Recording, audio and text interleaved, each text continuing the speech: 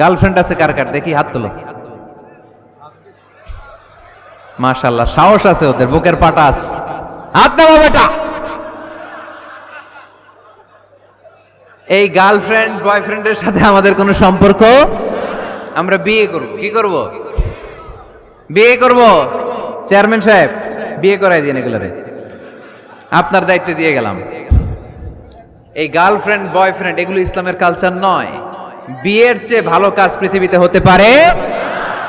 বিয়ে করতে গেলে বাপে বলে আগে নিজের পায়ে দাঁড়া। তো এতদিন ও কার পায়ে দাঁড়াইছে?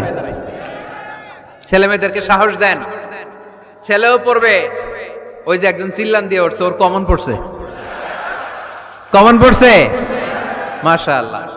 গার্ডিয়ানরা যারা আছেন ওদের দুঃখ কষ্ট একটু বুঝছেন আপনারা, মিলাই দিয়েন ওদেরকে, বিয়ের পিড়িতে বসায় দিয়েন।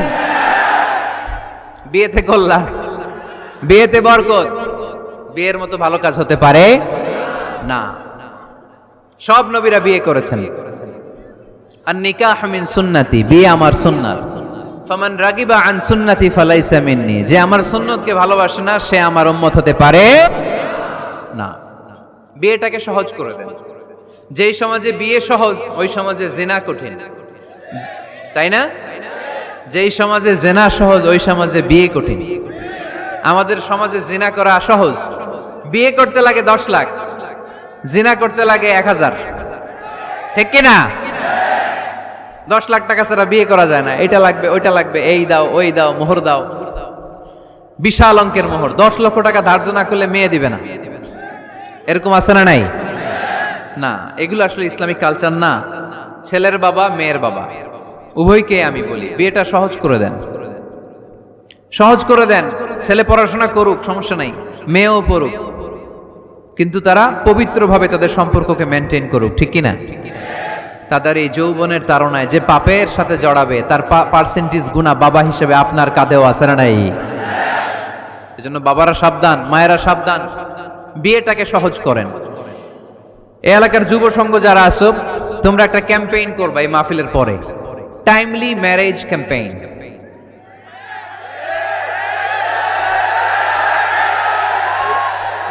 Timely marriage campaign.